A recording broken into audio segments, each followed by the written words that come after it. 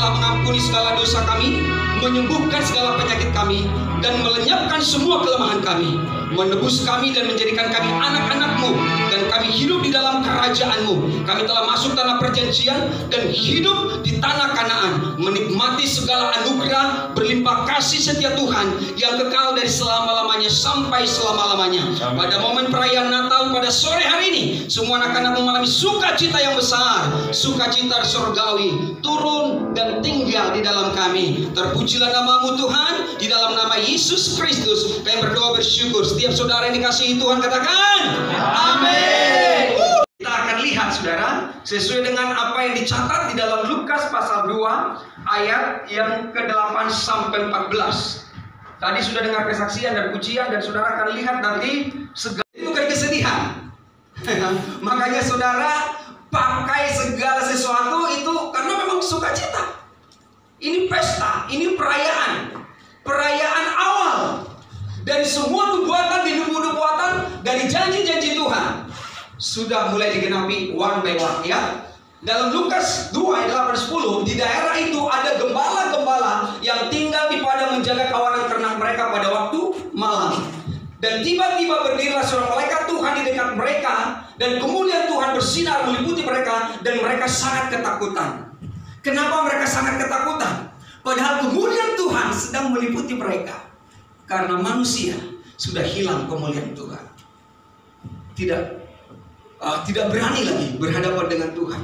Jadi padahal ini adalah berita sukacita, great joy, tapi bagi orang-orang yang belum mengenal kasih Tuhan, itu sesuatu menakutkan. Why? Inilah penghukuman.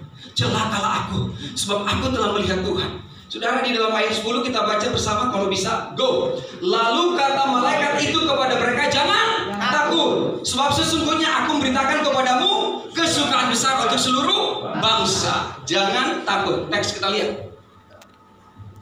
Nah, jangan takut. Jangan takut. Kenapa sih malaikat ngomong jangan takut? Karena manusia sudah takut. Siapakah yang pertama takut? Adam. Kenapa Adam takut? Dosa membuat Adam menjadi takut. Apa itu dosa? Hilang kemuliaan Tuhan. Apa itu hilang kemuliaan Tuhan? Telanjang. Apa itu telanjang?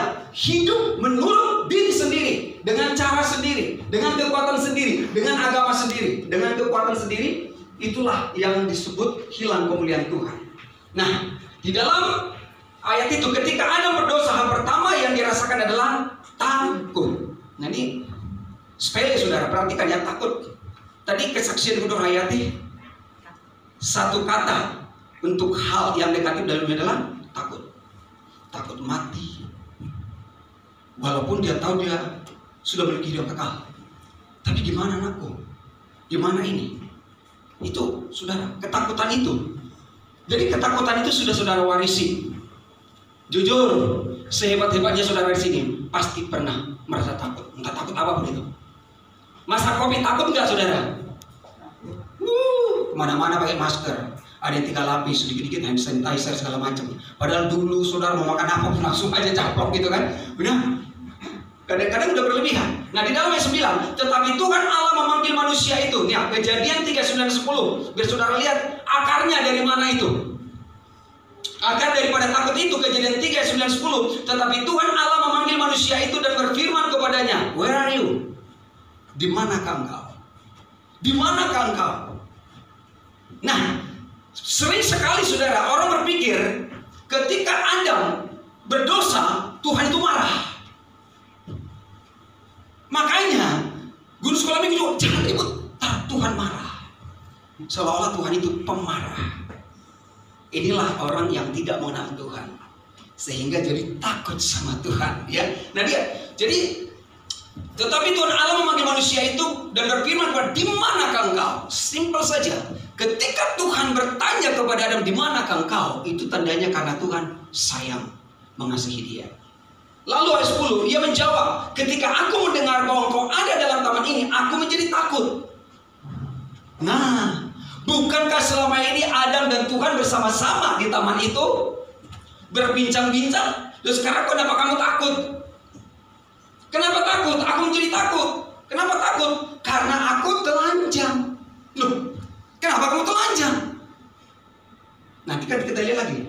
Nah, setelah dia menjadi takut dan dia tahu telanjang yang oleh Tuhan, sebab itu aku bersembunyi. Jadi saudara tahu nggak, kekristenan banyak bersembunyi dengan agamanya, dengan usahanya. Aku udah berdoa, aku udah berpuasa, aku udah melayani, aku udah begini. Anda bersembunyi di balik semua topeng persahabatan yang palsu. Oh, itu beda lagi ya. Next point, come on. Apakah dosa Adam?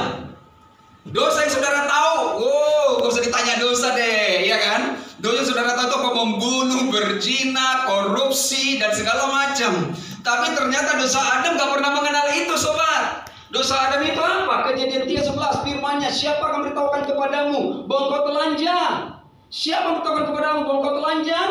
Apakah kau makan dari buah pohon yang kularang kau makan itu? Apakah kau memakan dari buah pohon yang kularang kau makan itu? Jadi saudara, dosa Adam itu adalah apa? Mencuri,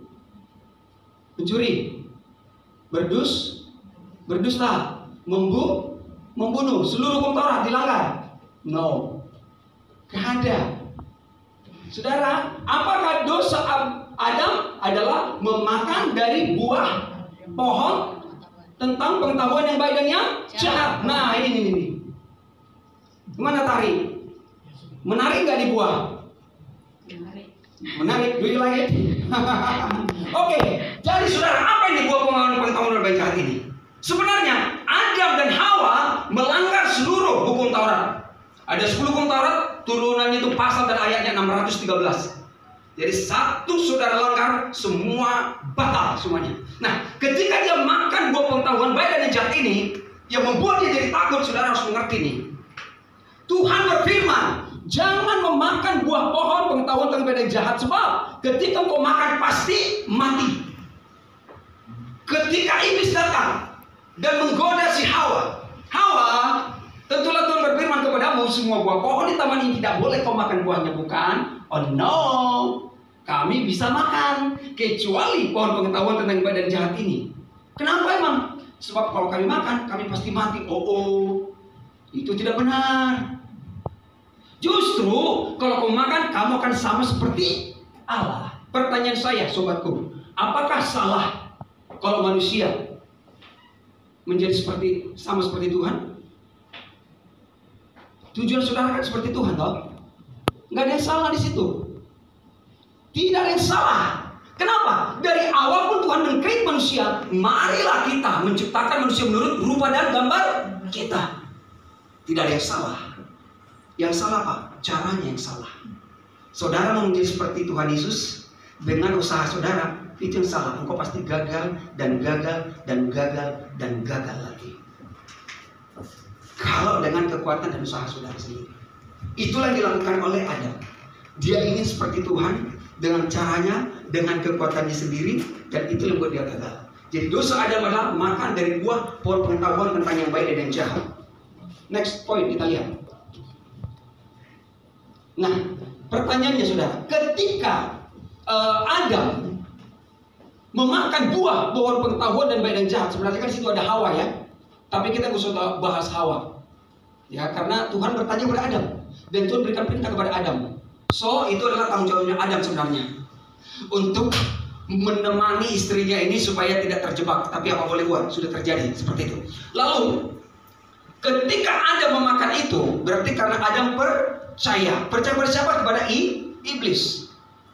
Nah saudara, manusia ini ada dua hal, ada percaya kepada Tuhan, ada juga percaya kepada hantu. Nah itu dia. Sadar atau tidak sadar? Itulah kenyataannya saudara. Ketika saudara percaya kepada Tuhan, berarti saudara menutup pintu. Seperti kesaksian tadi, Anda menutup pintu, tidak ada celah untuk iblis. Walaupun dia bilang kau mati, kau tidak berarti, kau madesu, masa depan suram, begini-begini, Anda menutup celah. Tapi ketika saudara percaya kepada perkataan iblis, iya ya, kayaknya udah mati lah ini. Temanku aja baru stadium 3 aja udah lewat, apalagi saya. Akhirnya saudara juga menutup pintu untuk kebenaran yang mengatakan dengan panjang umur akan kukenyangkan kau dan kuperlihatkan kepadamu Islam yang berdaku. Jadi saudara nggak bisa. berdiri di atas kedua-duanya. Maka dikatakan Anda tidak bisa mengabdi kepada dua mamon, kepada dua Tuhan dan mamon. Tidak bisa, pilih salah satu. Dan di sini saudara sudah memilih yang benar. Amin. Nah sekarang begini loh, di taman itu ada sebenarnya berapa pohon utama di situ? Kalau saudara baca Alkitab itu ada dua, satu pohon kehidupan dan satu pohon pengetahuan baik dan yang jahat. Jadi sebenarnya di sini kita cuma ada pohon kehidupan. Di sini nggak ada pohon pengetahuan baik dan jahat.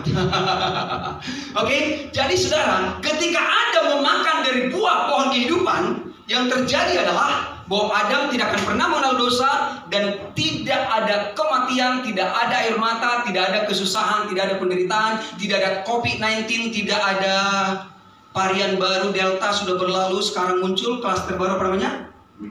Omicron. Keren ya namanya ya?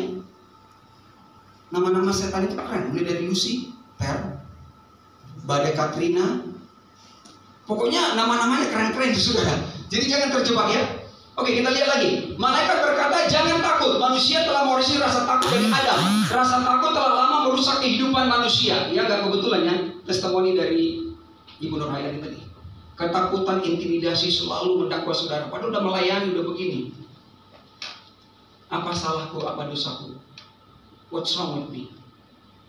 Saudara, dan setan akan terus melanjutkan itu. Kamu kurang berdoa. Terus apa lagi? Kamu kurang beriman. Apalagi kamu kurang melayani. Apalagi kamu kurang beribadah. Apalagi kamu kurang berkorban. Kamu kurang ini. Kalau mau ditanya ya banyaklah kurang kita, betul? Ada sudah berlebihan di sini memberi. Belum ada dong. Nggak ada berlebihan melayani. Karena Paulus mengatakan sekalipun kuserahkan tubuhku untuk dibakar, tidak ada apa-apanya. Karena semua saudara lakukan itu tanpa motivasi yang benar, tanpa kasih Tuhan, tapi hanya dengan kekuatanmu sendiri. Manusia itu mohon maaf memberi karena ingin dipuji, ingin tampil. Kita telah menerima pembangunan dari sini. Oh, itu ya, ibu itu yang punya Mekarta. Misalnya saudara ya, oh itu ya. Nah saudara, ketika Yesus akan lahir, hal pertama dikatakan oleh malaikat Gabriel adalah jangan takut. Perhatikan, ketika Adam berdosa, hal pertama terjadi adalah takut. Nah ketika Yesus akan datang, the last Adam, Adam yang akhir. Jadi saya sering katakan ya kepada anak-anak Tuhan di sini, dua tokoh Alkitab sebenarnya yang paling nonjol. Kadang-kadang saudara terpesona dengan kehebatan Simpson bisa mengangkat pagar tembok orang Filistin. Kadang-kadang kita terpesona dengan kehebatan Joshua yang bisa merobohkan tembok Jericho, terpesona dengan kehebatan Daud dan segala macam, Yusuf kesalehannya gitu ya. Tapi sebenarnya dua tokoh utama, itu Adam yang pertama, itu nenek moyang kita, dan Adam yang akhir. Adam yang pertamalah yang membawa kita menjadi orang berdosa dan ketakutan sampai saat ini, dan Adam akhirlah yang membebaskan saudara ketakutan dan bebas dari dosa. Tepuk tangan dong bagi Tuhan Yesus. Yes. Lukas 10, lalu kata malaikat itu kepada mereka, jangan takut sebab sesungguhnya aku letakkan kepadamu kesukaan besar untuk seluruh bangsa. Lanjut aja. Maka mengapa malaikat berkata jangan takut? Karena malaikat membawa kabar baik. Kalau dalam bahasa Inggris itu good news. I bring good news. This is the great joy. Aku membawa kepadamu kabar baik dan itu adalah kesukaan besar. Jadi itu lebih komplit. Kabar baik itu adalah kesukaan besar. Kesukaan besar itu ada sukacita. Tidak ada kesukaan. Oh, kalau orang baju baru kesukaan besar juga ya. Lulus, masuk pegawai negeri, masuk perguruan tinggi tanpa tes dan lain sebagainya. Oh, selamat wisuda dan segala macam, itu adalah kesukaan. Tapi kesukaan terbesar saudara harus tahu adalah Kristus telah datang untuk saudara. Itulah kesukaan saudara, the great joy untuk seluruh bangsa. Kita lihat lagi. Jadi kabar baik, good news ya. Jadi kabar baik itu adalah tentang Kristus. Injil itu diterjemahkan adalah good news. Kabar baik. Di dalam kabar baik itu 100% murni kabar baik. Tidak ada kabar buruk. Makanya kadang-kadang di mimbar ini saudara bingung. Udah dengar kabar baik, Yesus baik, Dia mengasihi, Dia mengampuni, Dia menyembuhkan penyakitmu. Tapi kamu sih kurang setia, kurang taat. Iya, manusia sampai kapanpun akan kurang. Tapi bukan itu beritanya. Yesus mengasihi Yesus menyembuhkanmu, Yesus menolongmu, Dia selalu baik kepadamu. Oh yes, kalau Yesus mengasihi saya, kenapa saya harus berkhianat kepada Dia? Kalau Dia baik kepada saya, kenapa saya menjadi aneh? Kalau Dia memang menyembuhkan saya, kenapa saya harus berpaling kepada tabib, kepada kem-kem, kepada yang lain-lain, saudara ya, untuk upaya kesembuhan. Nah, Lukas 2:11, hari ini telah lahir bagimu juru selamat, yaitu Kristus Tuhan di kota Daud. Inilah berita kesukaan besar itu. Kristus telah lahir. Sebab itu jangan takut, karena yang lahir ke dunia hari itu jauh lebih besar dari segala masalah atau pergumulan yang ada di dunia. Katakan amin. Amin. Itu dia. Ya. Yang lahir itu jauh lebih besar dari apapun. Kedatangan Yesus adalah untuk menyelamatkan, bukan untuk menghukum. Gembala-gembala tidak tahu kalau Yesus itu datang membawa malaikat membawa kesukaan besar, dan Yesus itu untuk menyelamatkan. Justru mereka merasa terhukum. Ya, kita lihat berikutnya. Juru selamat telah lahir. PowerPoint berikutnya. Firman Tuhan digenapi. Perhatikan Bapak Ibu, dari awal bagaimana Tuhan menggenapi firman-Nya. Ini adalah penggenapan bukti kasih Tuhan untuk menyelamatkan umat manusia yang berdosa. Karena satu orang manusia berdosa, yaitu Adam, maka semua manusia menjadi orang berdosa. Tapi karena ketaatan satu orang, yaitu Kristus, semua orang menjadi orang benar, yaitu orang percaya. Kejadian 3:15, aku akan mengadakan permusuhan antara engkau dan perempuan ini, antara keturunanmu dan keturunannya. Keturunannya akan meremukkan kepalamu, dan engkau akan meremukkan tumitnya. Jadi setelah Adam berdosa, saya mau katakan kepada kita, Tuhan tidak menghukum Adam. No. Dia datang menyelamatkan Adam. I want to save you, Adam, come here. Aku mengasihimu, saya akan keluarkan engkau dari Taman Eden ini. Sebab kalau engkau ada di sini, kamu akan makan lagi buah pohon kehidupan. Kamu sudah makan buah pohon taman baik dan jahat, kau berdosa, dan kau makan buah kehidupan, engkau akan hidup di dalam dosa, dan dosamu akan kekal. Perhatikan. Memang ada kata menghalau di Alkitab, seolah-olah ini Tuhan menghajar. No. Tapi justru karena Tuhan menunjukkan kasih-Nya, kau harus keluar dari sini, anak. Dan lihat, penyelamatan itu akan datang kepadamu. Maka Tuhan langsung pindah dan berkata, berdialog kembali kepada iblis. Hai iblis, aku akan mengadakan permusuhan antara engkau dan perempuan ini. Nah sekarang Hawa yang mengambil buah itu memberikan kepada Adam. Dan perempuan ini, siapa mau? Hawa. Keturunannya akan meremukkan kepalamu. Siapakah keturunan daripada Hawa? Jangan berpikir itu Kain, jangan berpikir itu Hawa.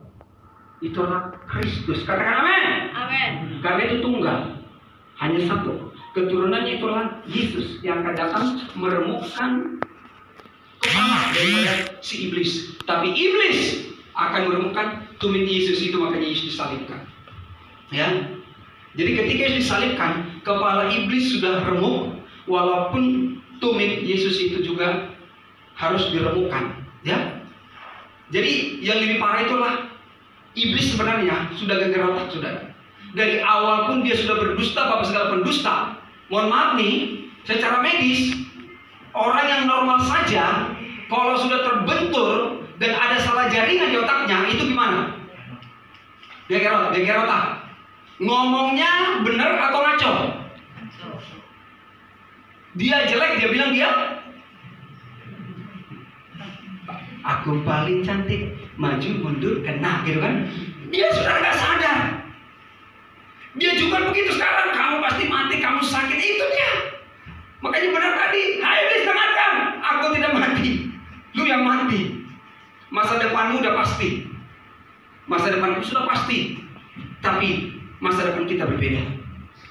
Saya berakhir dengan kekekalan dalam damai dan sukacita, dan kau berakhir dalam kekekalan di dalam penderitaan selama-lamanya. Oke, kita lihat semua dulu. Jadi firman Tuhan sudah boleh bikin apa di sini, saudara ya? Next. Sambutlah juru selamat. Lukas 2:12. Dan inilah tandanya bagimu, kamu akan menjumpai seorang bayi dibungkus dengan lampin dan terbaring di dalam palungan. Itu sering sekali drama. Yusuf dan Maria melakonkan bagaimana Yesus lahir. Dan di sana nanti ada palungan, ada kandang domba. Lalu Yesus dibungkus dengan lampin, pakai boneka atau apalah ya. Nah sekarang mari perhatikan Bapak Ibu bagaimana historisnya itu. Kenapa? Bahkan kabar baik mengenai kelahiran Yesus itu adalah di Migdal Eder. Migdal Eder itu adalah lokasi ini tercatat di dalam Kejadian 30:21. Sesudah itu berangkatlah Israel, Yakub. Yang tadinya Yakub artinya penipu jadi Israel, pemenang. Berangkatlah Israel, lalu dia memasang kemahnya di seberang Migdal Eder. Apa yang terjadi di Migdal Eder ini? Next kita lihat saudara. Di sini akan dapat nanti poinnya. Domba yang tak bercacat celah. Migdal Eder adalah tempat para imam-imam menyimpan domba-domba yang tidak bercacat celah, yang akan dikorbankan sebagai korban penghapus dosa di bait Allah. Domba-domba tersebut dibungkus apik dengan kain lampin agar tidak lecet atau luka. Yes? Saudara sudah tahu nih, saya akan langsung peragakan. Jadi di perjanjian lama, imam-imam itu mempersiapkan domba-domba. Itu adalah lambang daripada Kristus, the Lamb of God yang akan datang. Dan domba yang dipersembahkan sebagai korban penghapus dosa bagi bangsa Israel adalah domba yang tidak bercacat. Dia harus diperiksa, tidak boleh bercacat. Saya berikan contoh sebentar. Pak Ripago boleh muncul sebentar. Dia adalah aktor kita, orang Itali. Sudahlah Ripago, aku sudah tahu kebohongannya. Nah, begini, ketika domba dipersembahkan ke korban untuk orang berdosa, datang lagi Hermanus. Nah ini Hermanus ini adalah orang berdosa nih. Ini ketahuan dari hitamnya itu udah ketahuan. Ini orang berdosa. Tapi setiap tahun ada kesempatan untuk bisa menyelesaikan dosanya, bayar dosanya dengan apa? Membawa domba. Nah sekarang sayalah katakan imam.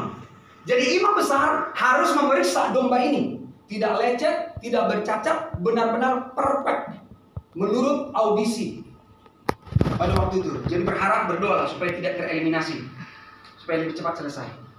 Soalnya kalau nanti tereliminasi harus cari lagi orang lain. Oke, sekarang begini, kamu Ripago berperan sebagai domba, langsung mek gitu. Mau saya jongkok, gak ada air. Gini aja, oke. Nah, kamu sebagai orang berdosa, kamu bawa dia kepada imam. Nah, ini yang dilakukan di perjanjian lama. Next, oke, Mam. Nah, ini yang dilakukan di perjanjian lama, saudara, biar saudara tahu betapa parahnya orang itu harus mengerjakan ini tiap tahun dan tiap tahun. Mirip ke orang Batak. Setiap tanggal 31 Desember harus ngumpul dan melakukan pengakuan dosa. Jorama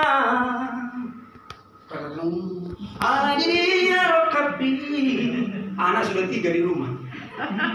Kok masih cari jodoh? Nah sekarang udah capek ya.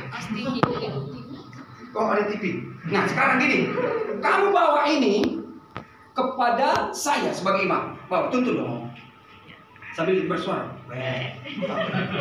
Bagus. Nah sekarang yang dilakukan imam adalah memeriksa. Saudara harus diperiksa semua loh. Diperiksa dengan seksama semuanya, mulai telinganya. Kamu udah mandi tadi ya? Matanya, keren. kukunya. Matanya semua, kukunya semua di dompetmu. Kau salah. Kau kosong itu. Kau kan udah curhat. Gak apa-apa, dapat bonus ya. Soalnya udah ada peran. Oke. Lalu setelah diperiksa, benar-benar ini tidak lecet, tidak ada luka, maka orang berdosa ini, Mr. Hermanus, kau tumpangkan tanganmu ke atas domba ini. Saudara tahu apa yang dia lakukan? Ketika dia tumpang tangan di sini, dosa dia sudah pindah ke domba ini. Dosanya sudah pindah. Dosa Hermanus semua nih, kamu orang nakal, orang bandel, jauh-jauh datang dari Pontianak karena diusir oleh kuntilanak. Nah, terus setelah itu pindahlah dosanya. Sekarang imam nyembelih. Darah tercurah. Dosanya ini dombanya sudah mati. Kamu tiarap dulu langsung. Udah capek dulu aja, jongkok nggak apa-apa. Nah sekarang ini Hermanus boleh pulang sambil dadah. Anak milenial, tunggu. Dia sudah bebas dosanya. Tapi tahun depan berdosa lagi nggak? Berdosa. Kira-kira Buat lagi. Diskon atau tambah dosanya? Kamu dulu yang jawab. Tambah. Kan baru diusul ya, kok nggak tahu? Kira-kira bertambah atau tidak? Pasti nambah.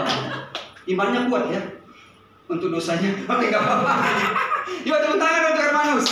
Nah, itulah yang dilakukan tiap tahun. Kalau tidak ada domba, bawa kambing. Gak ada kambing, tepukur. Gak ada tepukur, merpati. Boro-boro mau merpati, tepukur, bayar kontrakan aja susah. Zaman Covid begini masih bisa nggak bawa korban? Boro-boro. Nah, udah berdiri bang. Tiap tahun loh, tiap tahun. Korban penghapusan dosa merupakan ritual yang senantiasa mengingatkan bangsa Israel akan betapa sulitnya mereka memenuhi hukum Taurat. Itulah tuntutan hukum Taurat. Tiap saudara harus bawa korban. Kadang-kadang saudara berpikir dengan saudara berikan persembahan, ya berkuranglah dosaku. Aku udah kasih berpuluhan, haleluya, berkuranglah dosaku. Ya, semoga ditimbang amal dengan baik. Next point, kau sabar dulu bang. Kita akan bagi dua nanti hasilnya. Yesus ada dong, tadi nggak ada kayaknya. Kita tanya panitia. Baik, Yesus anak domba Allah. Saat malaikat Tuhan menyatakan bahwa telah lahir juru selamat kepada para gembala, itu berarti telah tiba hari di mana mereka tidak perlu lagi mengorbankan domba sebagai korban penghapus dosa. Tiap tahun mereka sudah harus bawa kepada imam, dan parahnya lagi, imam itu saudara, ketika dalam masuk ke Ruang Maha Kudus ini adalah pelataran saudara di sini, ini adalah Ruang Kudus dan ini Ruang Maha Kudus. Nah, ketika imam persembahkan korban tadi semuanya lalu menghadap Tuhan di dalam bait Allah itu, saudara, bait suci, saudara tahu nggak? Itu akan ada tali seperti ini. Lalu dikasih lonceng-lonceng nanti ikut sama dia. Nah, ketika lonceng ini nggak berbunyi lagi, berarti something happened. Imamnya sudah mati. Imamnya mati, dia tinggal diseret aja. Ya udah, kuburkan, disono kepada dia, selesai. Kenapa imamnya mati? Karena imamnya juga nah, istilah sekarang pendeta juga. Kok berani? Ya iyalah, masa pendeta jadi yang lain-lain. Oke, nah next, sedikit lagi biar Sri Pago selesai. Juru selamat adalah pembebas. Bagi para gembala, kata juru selamat adalah merujuk kepada orang-orang yang akan membebaskan mereka dari tuntutan hukum Taurat atau menggenapi hukum Taurat. Matius 5:17. Janganlah kamu menyangka bahwa aku datang untuk menyediakan hukum Taurat atau kitab para nabi. Aku datang bukan untuk menyediakannya, melainkan untuk menggenapinya. Jadi begini saudara, hukum Taurat itu kan orang agamawi itu marah. Sesat itu. Masa katanya hukum Taurat tidak ada lagi, hukum Taurat sudah tidak berlaku lagi. No. Tapi Tuhan bilang hukum Taurat itu sudah digenapi. Hukum Taurat itu sudah dilaksanakan. Makanya kalau orang-orang tabernakel ada pelataran luar, kolam pembasuhan, ya ada tuh ruang pembakaran sampai ruang suci, ruang maha suci. Nanti terus ada tuh grup tutup pendamaian, mercy seat. Tutup pendamaian itu artinya Kristus sudah duduk di sana. Jadi saudara, anak domba Allah itu sudah duduk di sana dan dia sudah menggenapi. Artinya apa? Hukum Taurat itu semua sudah digenapi, sudah dilaksanakan. Saudara tidak bisa melaksanakan, saudara tidak bisa menggenapi, tapi Kristus telah menggenapi untuk saudara dan saya. Ayo tepuk tangan depan Tuhan itu. Pertanyaan saya, ayo, saudara masih perlukah hidup di bawah hukum Taurat?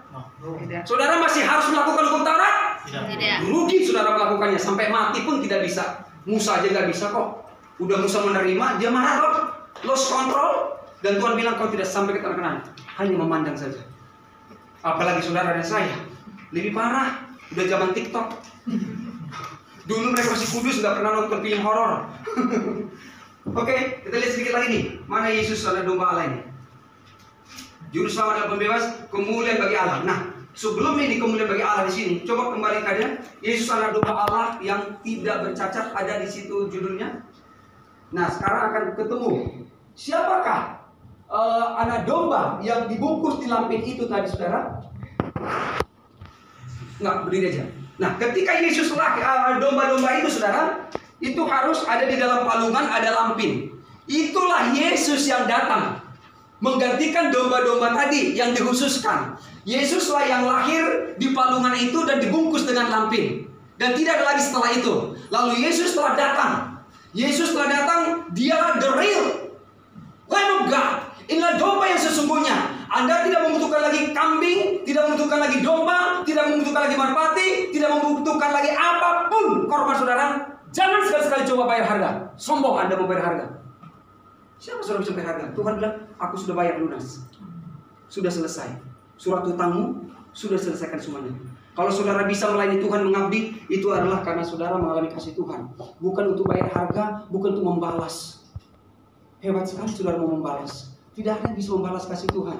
Karena kasih Tuhan itu panjang, lebar, tinggi, dan luas dan dalam. Gak bisa saudara hitung dengan matematika. Nah sekarang Yesus datang sebagai juru selamat. Saya mengatakan, jangan lagi takut.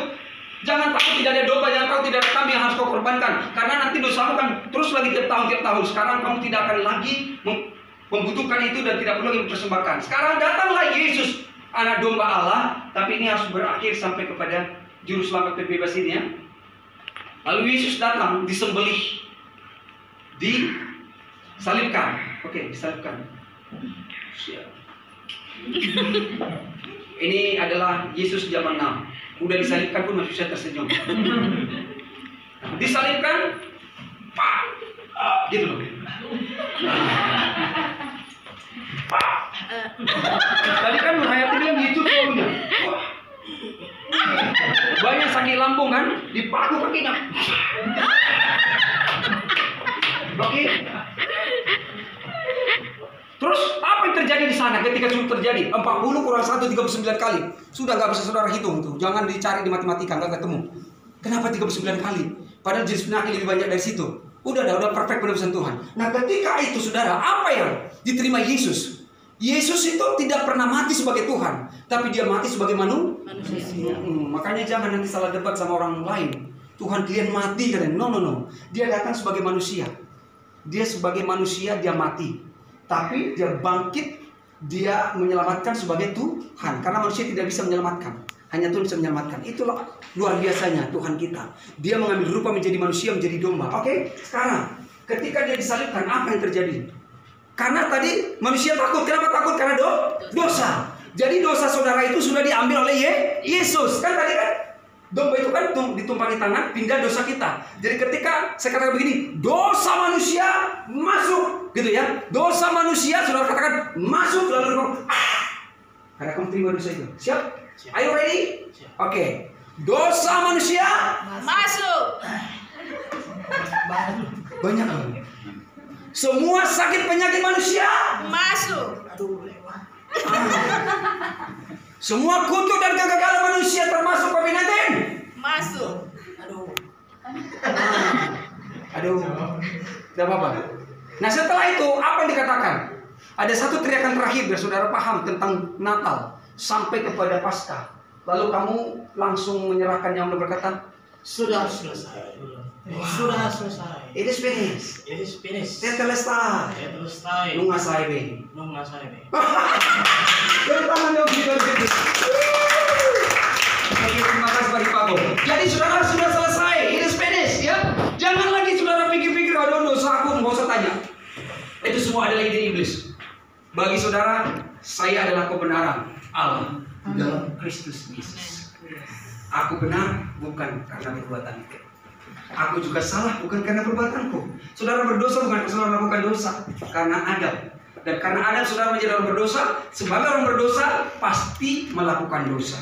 Jadi begini, kita menjadi orang berdosa bukan karena melakukan dosa, tapi kita melakukan dosa karena kita memang adalah orang berdosa. Nah sekarang, saudara setelah dibenarkan oleh Kristus lewat penebusan anak domba Allah, saudara sekarang menjadi orang benar. Saudara melakukan, mengerjakan yang benar bukan karena saudara orang benar. Saudara mengerjakan yang benar bukan supaya saudara benar, tapi saudara melakukan yang benar karena saudara adalah orang benar. Amin. Oke, next. Ayo Gus, ini terakhir ya Gus. Satu lagi. Nah, kemuliaan bagi Allah di tempat yang maha tinggi dan damai sejahtera di bumi di antara manusia yang berkenan kepadanya. Halo, kemuliaan bagi Allah. Tadi the glory itu telah hilang. Sekarang kemuliaan itu datang kembali. Kemuliaan yang telah hilang itu, kemuliaan itu datang kembali. Dan kemudian itu dibawa oleh siapa? Oleh Yesus. Damai sejahtera di bumi di antara manusia berkenan kepadanya. Orang yang melanggar sejahtera tidak takut. Orang yang takut tidak damai sejahtera. Ini last point. Waktu perkenanan Tuhan. Nah, lihat. Inilah waktu perkenanan engkau. Sesungguhnya waktu ini adalah waktu perkenanan itu, dan sesungguhnya hari ini adalah hari penyelamatan itu. Waktu perkenanan. Tuhan mendengarkan saudara. Katakan amin. Amin. Kapankah saudara berkenan kepada Tuhan? Ketika saudara menerima kemuliaan Tuhan. Ketika saudara percaya kepada Tuhan adalah juru selamat saudara.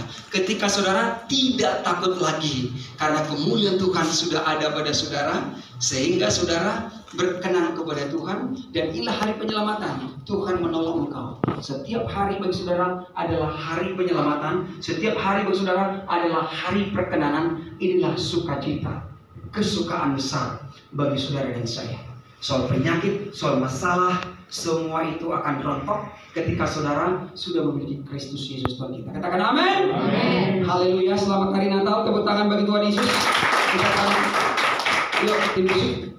Jadi saudara, saya simpulkan bahwa pesan Natal kita pada hari ini, jangan takut karena kemuliaan Tuhan sudah memenuhi saudara. Dan kemuliaan itu adalah Kristus sendiri. Terang itu adalah Kristus sendiri. Penyelamat itu adalah Kristus sendiri. Penolong itu adalah Kristus sendiri. Dialah yang mengasihi saudara, dialah yang menolong dan memberkati saudara. Haleluya, terpujilah Tuhan. Terima kasih Bapa, diberkatilah semua anak-anakmu pada saat sore hari ini.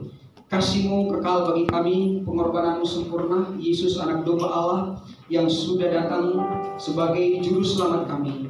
Kami diselamatkan dan kami benar-benar dibebaskan. Inilah kesukaan besar yang kami miliki hari ini, besok, bahkan sampai selama-lamanya. Dipuji, ditinggikan namanya Yesus, namanya Yesus. Hormat dan muliakanlah, hormat dan muliakanlah Yesus Raja, Yesus Raja.